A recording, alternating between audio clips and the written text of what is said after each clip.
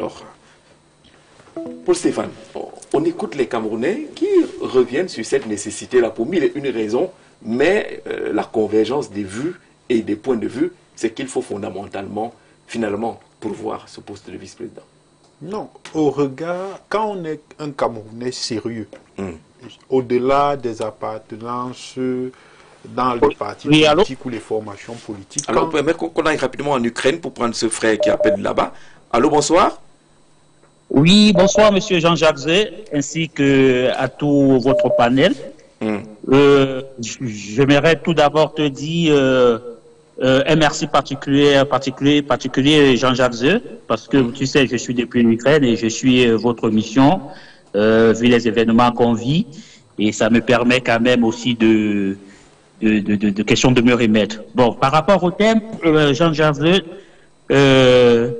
moi, je pense que la scène politique camerounaise est devenue une véritable cour de récréation. Tu m'excuses quand je le dis. Pourquoi? Parce que voici un peuple, un pays, quand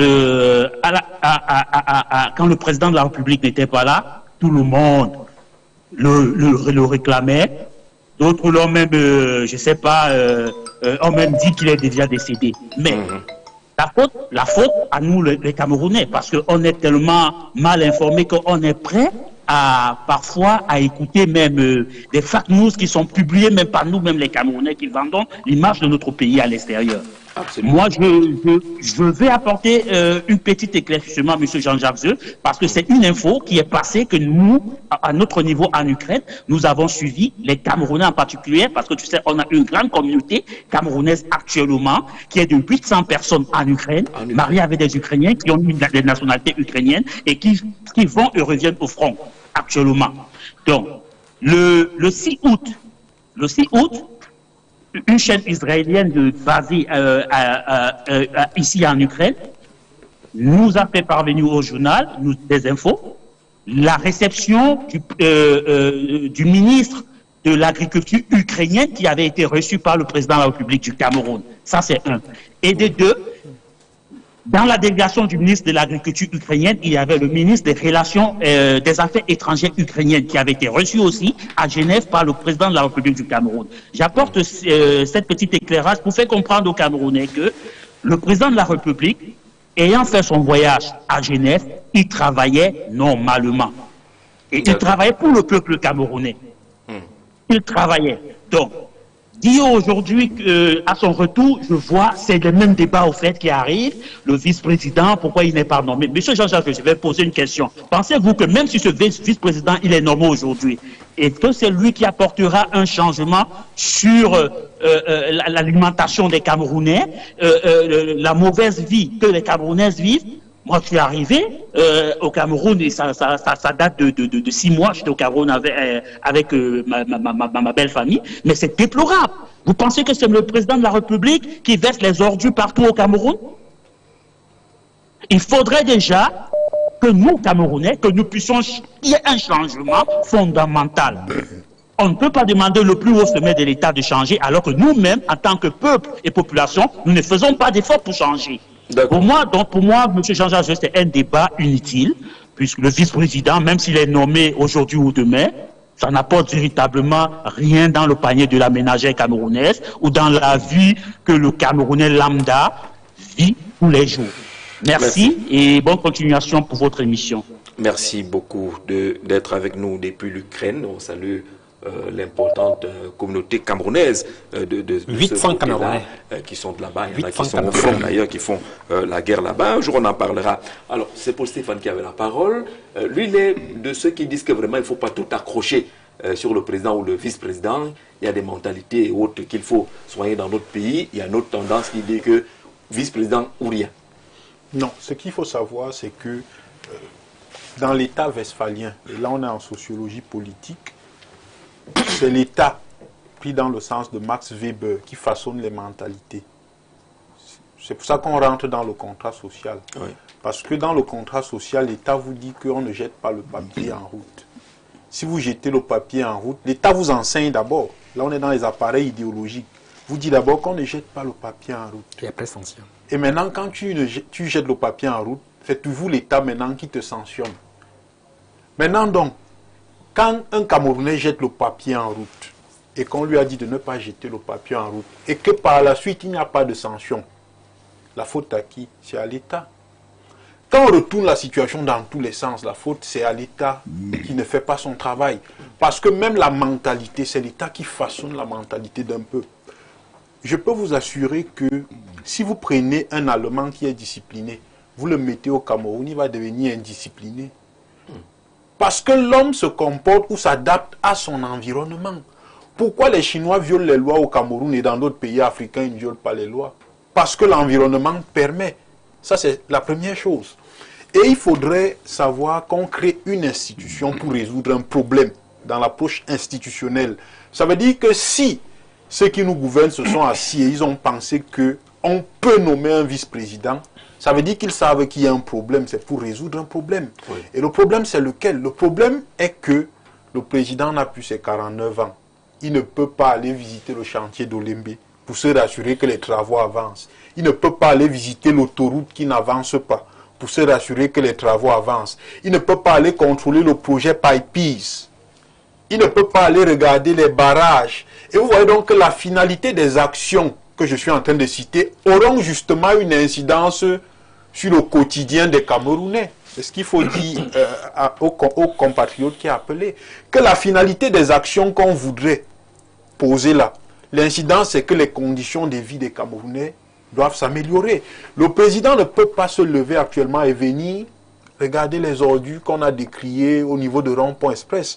Or, si on a un président qui a encore la vitalité et l'énergie, peut se lever et lui-même venir voir ces ordures et constater justement que les Camerounais sont dans l'insalubrité et prendre des décisions justement qui correspondent à ces besoins-là.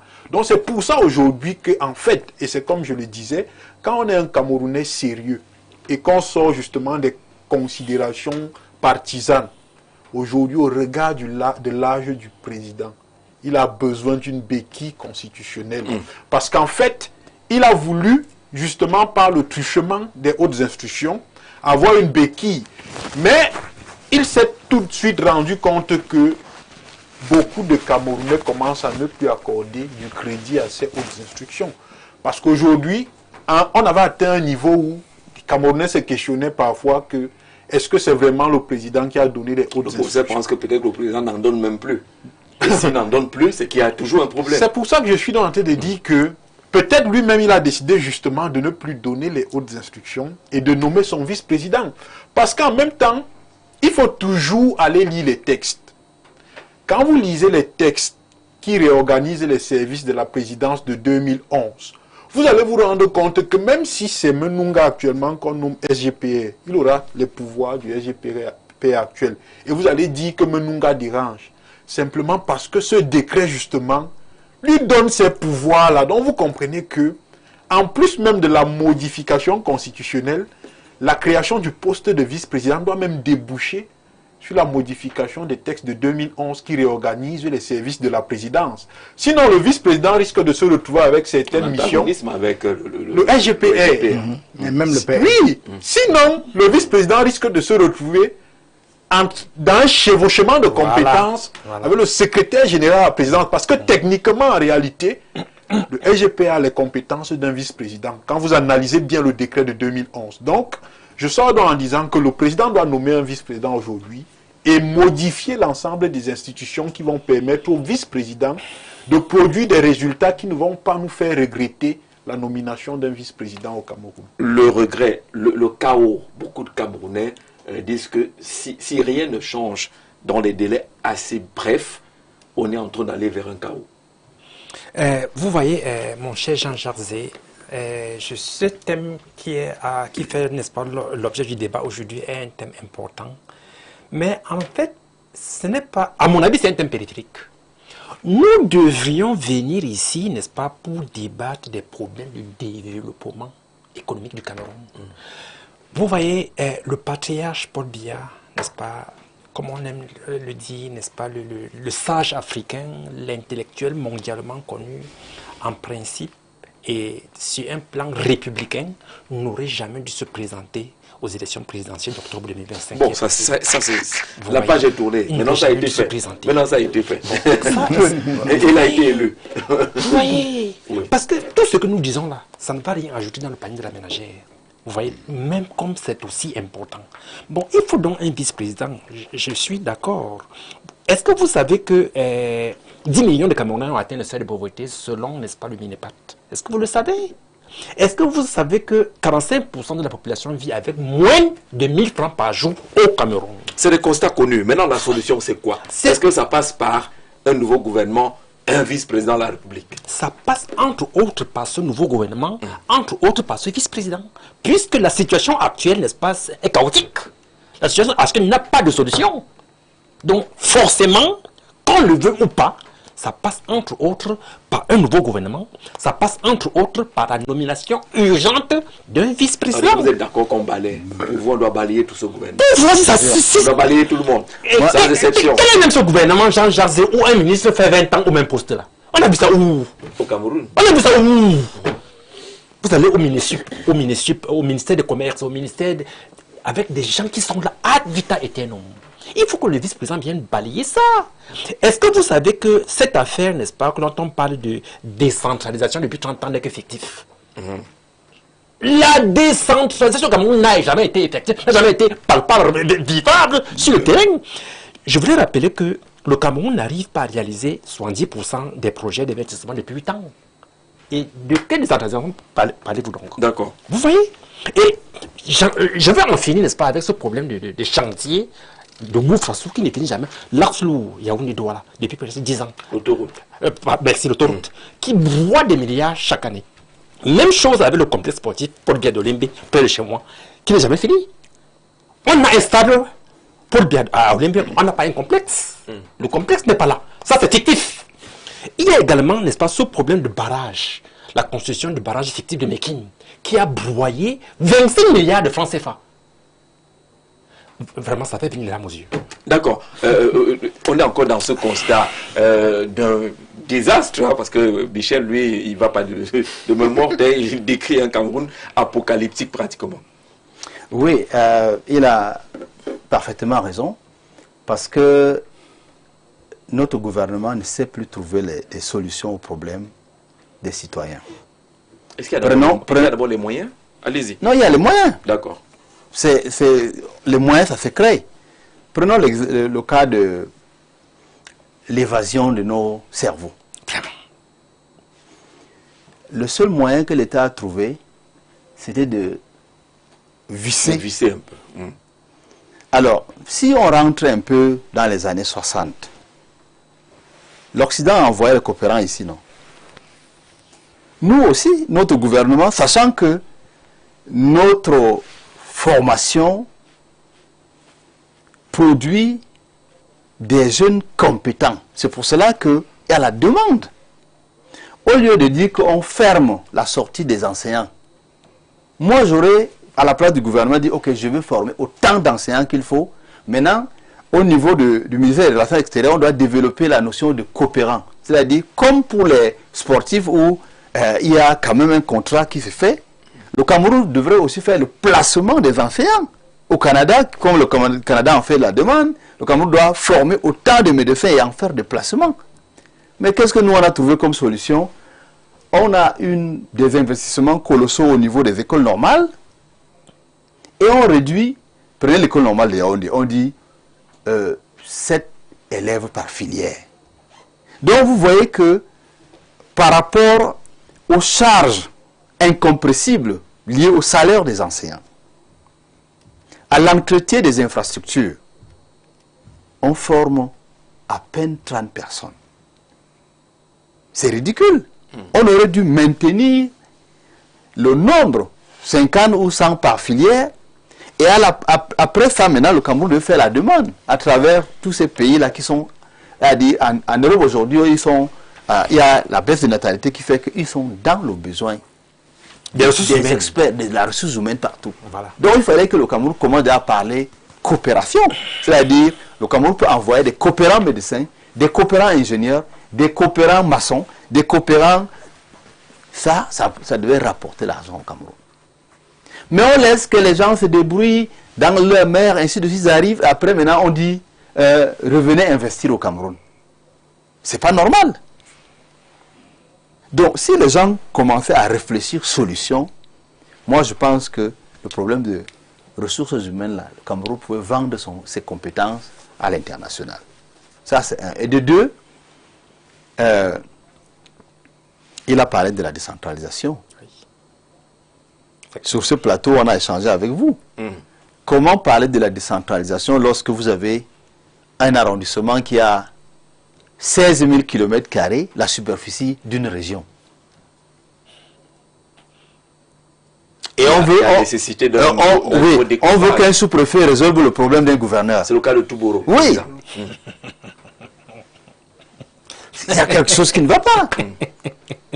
Et c'est pour cela que nous, on a toujours plaidé pour la réorganisation des unités administratives à travers le pays. Voilà. Il paraît qu'il y a un découpage qui est en vue.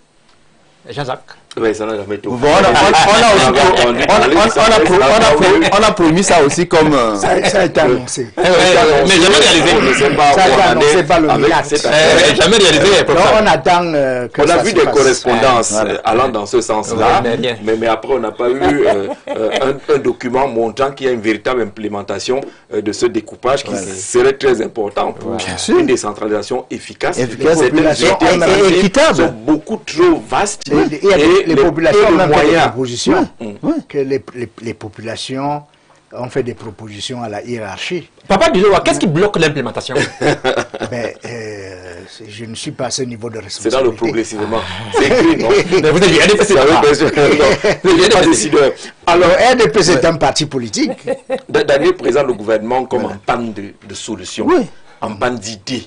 Est-ce que ce n'est pas le résultat quand même de cette longévité? Il a 8 ans au moins, ce gouvernement. 8 ans, c'est un record. 8 ans au gouvernement. Ce gouvernement. Oui, c'est vrai que les gens, les Camerounais attendent le remaniement depuis quand? 2019. 2019. 2019. Donc, 7 ans déjà. 7 ans déjà que les Camerounais attendent. C'est pour ça que je vous ai dit que le président de la République lui-même, il a annoncé la formation d'un gouvernement. Par conséquent, les Camerounais le lui demandent. N'est-ce pas? Alors on se demande, on se pose donc la question, qu'est-ce qui bloque le président de la République pour qu'il ne forme pas un gouvernement? Donc on a supputé les exigences des partenaires économiques, les exigences des partenaires diplomatiques. Mais vous semblez mettre ces exigences avant le règlement des questions camerounaises. Voilà. Mais les Camerounais sont même parmi ceux qui demandent des choses au président de la République. Vous pensez que le président n'écoute pas les Camerounais? Il les écoute très bien. Il les écoute très bien. Mais manifeste comment? C'est une bonne question. C'est une bonne question. Moi, par exemple, dans les universités, oui. Les étudiants disent qu'on n'a pas Internet, on n'a pas ci, on n'a pas ça. L'écoute se manifeste donc comment? Oui. Tous les problèmes ne peuvent pas être réglés. S'agissant... Non, je vais... Parce que Daniel a dit un certain nombre de choses et j'ai l'impression qu'il n'a pas tort. Vous voyez, par exemple, quand j'étais vice-recteur à Yaoundé 2, le Bénin avait demandé à Yaoundé 2 de lui envoyer la liste de ses docteurs, tous ceux qui ont des doctorats en droit et en sciences économiques. Et le Bénin en a recruté certains. Vous voyez?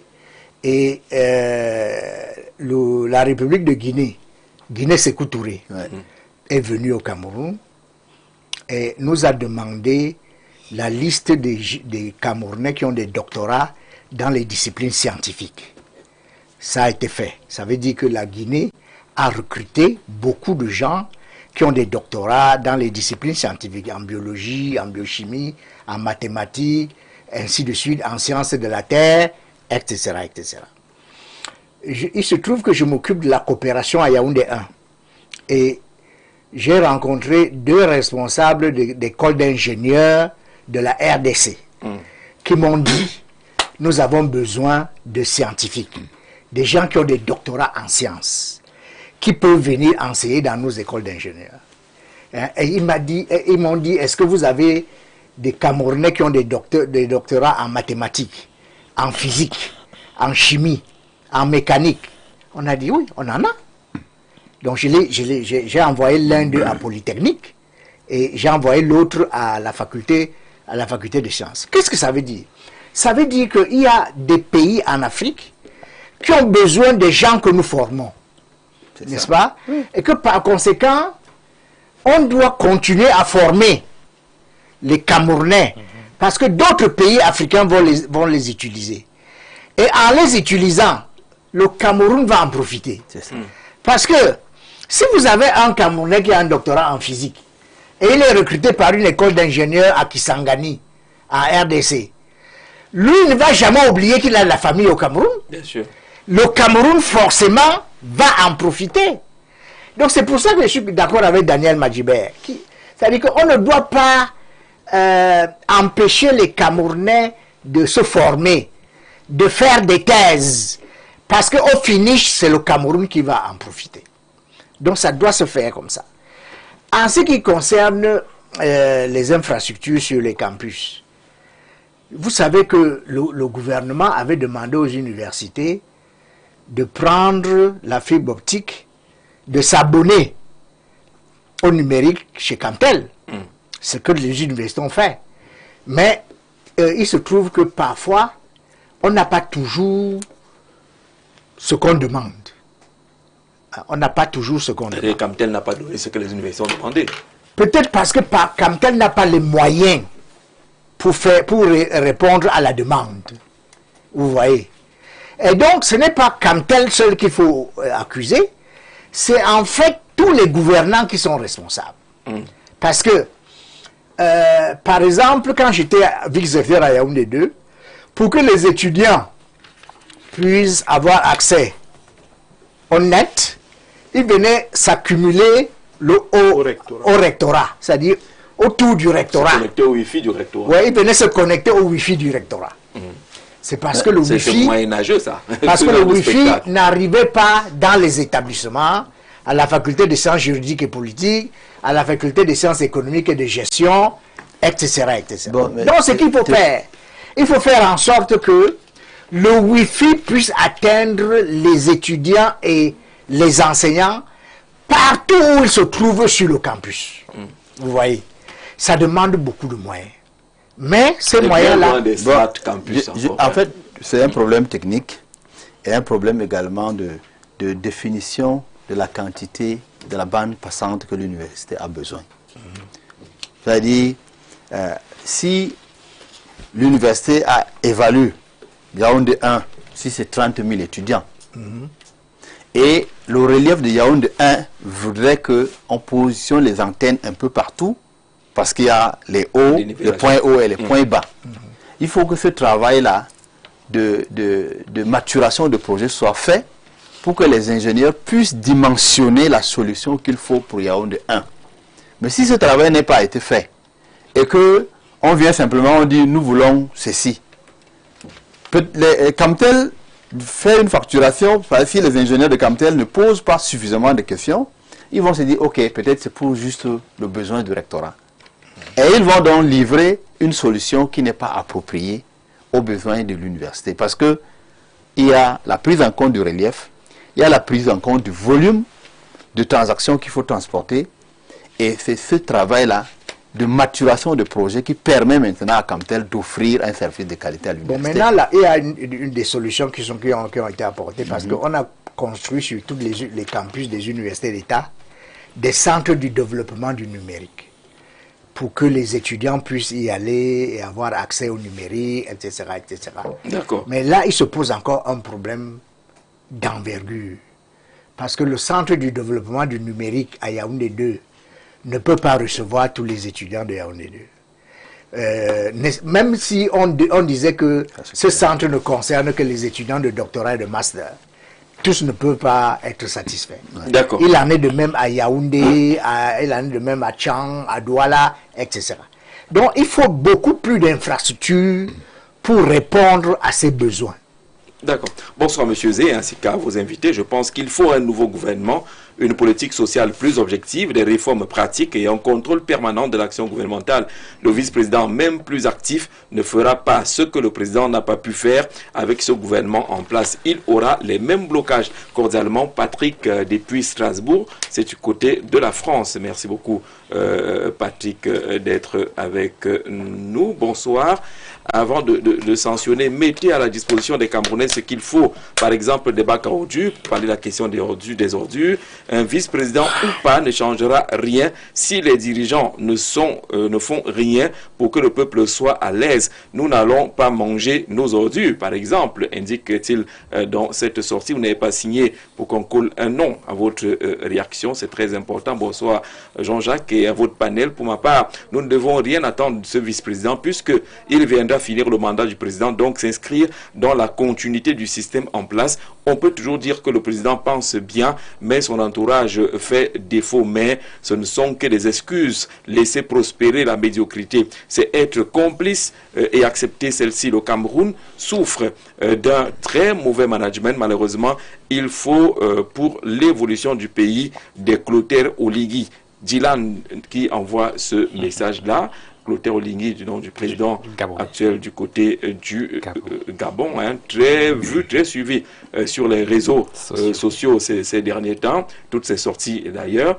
Bonsoir. L'institution d'un poste de vice-président du Cameroun est devenue un impératif de sécurité juridique et politique face au risque de voir des oligarches financiers s'emparer du pays. Ce rôle doit garantir la continuité de l'État et guider fermement son action. Aujourd'hui, la précarité a brisé notre sens du collectif au profit de l'individualisme de survie. C'est le résultat d'une politique qui a sacrifié la dignité intellectuelle du peuple pour privilégier la conservation du pouvoir. L'État doit cesser d'affaiblir ses citoyens et reprendre son rôle qui est de façonner l'avenir et préserver l'intérêt commun. Bonsoir à vous, monsieur, pour cette contribution. Est-ce qu'on aura... Il y a beaucoup d'autres contributions. Oh là là. En même temps, les appels. On va prendre pour qui on dit j'ai coulé beaucoup de larmes. Pourquoi est-ce que vous avez coulé beaucoup de larmes? J'ai coulé des larmes. Ma première fois de le voir, il est fatigué. Vous qui le voyez à la télé, on vous trompe. Les gens autour ne veulent pas dire la vérité aux Camerounais qu'il est déjà bien fatigué. Alors c'est certainement un Camerounais qui était au palais l'autre jour. Nous, on n'y était pas.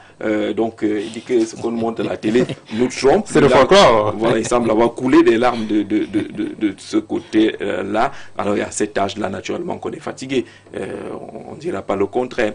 C'est avec beaucoup de joie que j'ai pris. Merci. J'ai appris votre brillante nomination. Merci. Votre nomination à ce poste se traduit une preuve de récompense méritée. Vraiment, on parle du vice-président.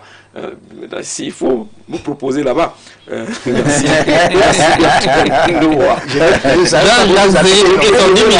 Vous avez il cache beaucoup de choses. Vous avez été nommé où? Vous comprenez? Non, vraiment. Je ne savais pas qu'il avait été nommé. Il est le patron de Spotify. Ah bon? Oui.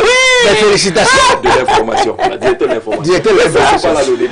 Jean-Jacques, si tu le permets, vraiment, je m'en voudrais. Dans le thème? Nous sommes dans le thème, bien sûr. Nous sommes dans le débat. Je m'en voudrais de partir d'ici sans vraiment adresser mes vives félicitations au ministre Motazé des Finances qui, n'est-ce pas, a pris cette initiative heureuse et même salvatrice, n'est-ce pas, avec l'opération Alpha, l'audit des allocations familiales, qui doit sauver une perte de 38 milliards de francs CFA par an. Il y a donc des ministres qui travaillent bien. Voilà. Il y en a. Ah, d'accord. Il y en a. Motazé, un exemple. Ah, oui, mais il y a également des cancres. D'accord. Voilà. Parlons de ceux qui travaillent. Alors, sur ce côté-là, sur le plan juridique et relativement aux institutions, ça va être difficile de supporter qu'on n'ait pas un vice-président. Oui, actuellement, avec les modifications qu'on a eues, c'est presque compliqué de vouloir fonctionner sans un vice-président, en réalité. Sa nomination est même un impératif catégorique. C'est même urgent.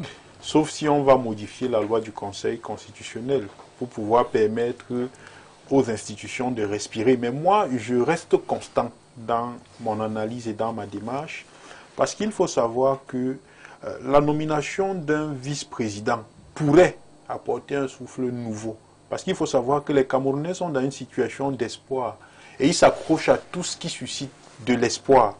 Et la nomination d'un vice-président aujourd'hui suscite de l'espoir parce que là-bas, Amselam, qui est au marché, la petite colboxeuse, elle a espoir que peut-être si on nomme un vice-président, peut-être sa condition de vie peut changer. Oui. Peut-être le manque d'eau peut être résolu. Peut-être l'abondance des poubelles peut trouver une solution. C'est dans cette dynamique qu'on se retrouve aujourd'hui.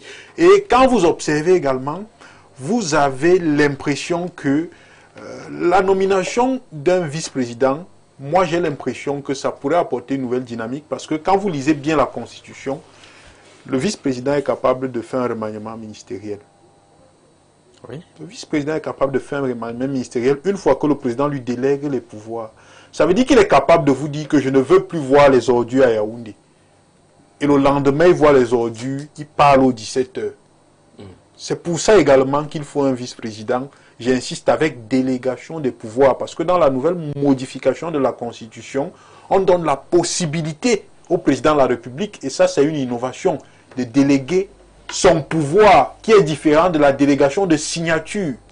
Je dis bien, on donne la possibilité au président de pouvoir déléguer son pouvoir. Ça veut dire qu'il est capable de nommer un vice-président. Mais c'est à plusieurs acteurs. Oui, c'est à plusieurs acteurs, mais le vice-président y figure. Oui. Compte tenu déjà de l'envergure de son positionnement, s'il a également une délégation de pouvoir, je pense qu'il va, ou alors, il pourrait amener les ministres à véritablement travailler. Parce qu'il faut aussi relever ici aujourd'hui que on a l'impression que l'État fonctionne en mode gestion des affaires courantes. Quand vous êtes Camerounais, vous le percevez même dans le fonctionnement des institutions. Pourquoi? Parce que quand même, quand votre patron vous dit qu'il va faire les mouvements très bientôt, en réalité, vous n'êtes plus dans une logique à long terme. Parce que vous ne savez pas si demain on va vous remplacer ou pas. Et c'est dans cette situation que la plupart des ministres et DG se retrouvent aujourd'hui. Donc vous comprenez que le président doit faire son remaniement ministériel et nous donner un vice-président. Et nous aurons donc la possibilité de juger s'il était utile ou pas d'avoir un vice-président au Cameroun. D'accord. Allez-y, professeur. Oui, je suis d'accord avec Stéphane Menouga. Me référant au président lui-même, avant l'élection présidentielle, il a dit qu'il consacrerait ce septennat aux jeunes et à la femme. Donc, ce serait bien que le vice-président soit un jeune, soit une femme. Soit un jeune, soit une femme, c'est-à-dire quelqu'un qui est loin de l'âge du président, n'est-ce pas? Qui est dynamique. Qui serait plus jeune que le président, au moins de 4 décennies. Donc quelqu'un qui aurait 40 ou 50 ans. Ça serait compréhensible. On comprendrait là qu'il y a une tentative de dynamisation du pouvoir. C'est ça. Donc le président, s'appuyant sur ce que lui-même il a promis aux Camerounais, pourrait nommer soit un homme, soit une femme de 50 ans ou moins de 50 ans, comme vice-président. Et il pourrait aussi nommer des ministres qui sont dans cette fourchette d'âge. Ça ne veut pas dire que, comme lui-même il a dit, qu'on va mettre à la retraite tous ceux qui ont plus de 50 ans. Non, parce qu'il y a aussi des critères d'expérience, des critères d'honnêteté, des critères d'assiduité au travail, etc., etc. Mais on peut avoir un gouvernement qui aurait les jeunes, les femmes et les anciens. N'est-ce pas? Ce serait très bien. Donc, le président est entouré d'un océan de compétences. Ce ne sont pas les compétences qui manquent. Il est entouré il est submergé par les compétences. Il a même l'embarras du choix. Il a même l'embarras du choix. Ça ne peut pas être un motif de blocage. Ça ne peut pas être un motif de blocage. Quelle que soit la direction qu'il prend, il y a des jeunes et des femmes. Là, vous répondez aux Camerounais qui appelaient tout à l'heure. Oui. Qui disait que vous avez l'impression que votre champion n'a pas pu trouver quelqu'un pour le remplacer et pour partir. Non. C'est pas ça. Si le président veut trouver un vice-président, il va le trouver dans les minutes qui suivent.